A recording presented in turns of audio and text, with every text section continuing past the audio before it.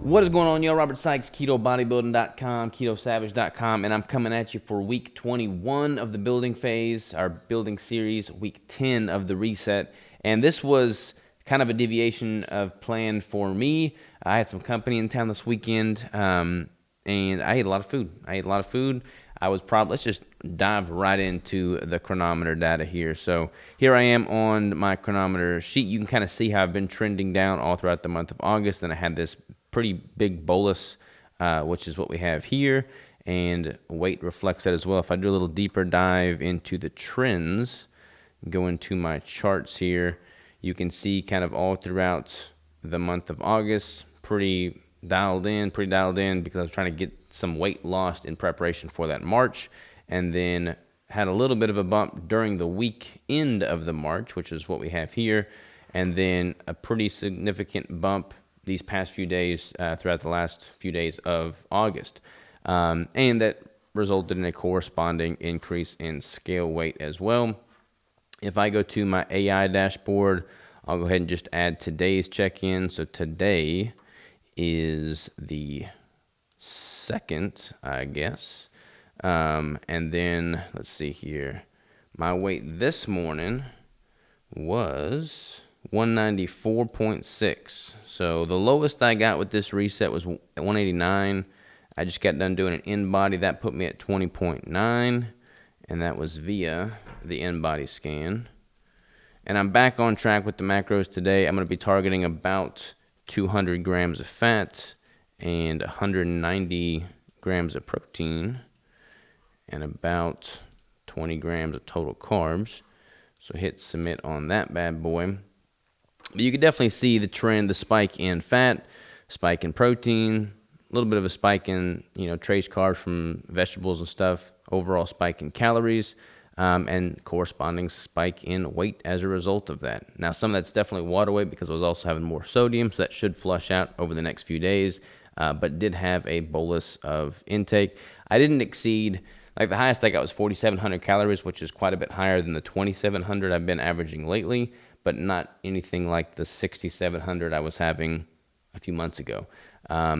But again, at the end of the day, I'm not in a cut right now. I'm in a building phase. I've felt a little depleted with all the walking that I had been doing throughout the month of August in preparation for that March. So I just felt a little flat. I felt a little hungry. I lost a lot of weight. Lost about 10 pounds roughly throughout the month. But I wanted to kind of fill out a little bit more, give myself, like a top off, so to speak, to kind of hit the ground running hard this week with the weight training. So that's what I plan to do there. Back on track with the macros, getting dialed back in. I've got company coming this weekend as well. But I mean, when I deviate and go off the rails and eat a bunch of extra food, it's like an additional pork chop or another chicken thigh or another piece of steak, or the guiltiest I'll go is a few more spoonfuls of a really high quality peanut butter. So it's not the end of the world when I go off track, not something I would ever do in the context of a competition prep, but when I'm in a building phase, I allow myself that flexibility and variance because it makes it that much easier for me to stay dialed in when I am in a prep. Have a little bit of deviation, be a little more, lax during the building phase so that I can be 100% dialed in and optimized during the cutting phase. That's kind of how I look at it there. So that's what we've got going on from a nutritional standpoint. From a lifting standpoint, let's just go over to my training logs here. All right, so we are in my performance category here. We'll go to bench press. I did go pretty heavy on bench press this week. This past week, I was able to go up to, I think, a single at 295 after 8, 9, 10 sets or something like that. So that's been trending up. Overall volume's been trending up. So even with me being a little bit depleted throughout the month of August for that March, I don't feel like my actual training metrics have gone down. I feel like I haven't been able to focus on the training like I would like, but I don't feel like my actual performance from a volume or strength standpoint has dropped. So I feel good about that. Now that the walking is done and I get those additional 2.5 hours back every single day, I'm going to focus on just taking that energy and allocating it to the weight training. So going hard, going heavy with that. I may change the training time. I worked out super early a few times this past week, and I remembered how much I enjoyed that. So I don't know. That's up for debate. We'll see how that turns out. But overall, I'm excited about tackling the weight training now that I am not walking 2.5 hours every day. And I've got that energy back. I'm eating, still a healthy, reasonable amount of food. I'm still probably going to drop the calories a little bit going forward. And I'd like to get around 185. And then, like I said in last week's video, probably hang out at about 185 pounds, 3,000 calories, give or take, and just kind of focus on maintaining that composition while putting on as much muscle as possible. So that is the plan there with the building phase. Once I hit that 185, then I'll stop the reset portion of this building phase and just focus on the building phase.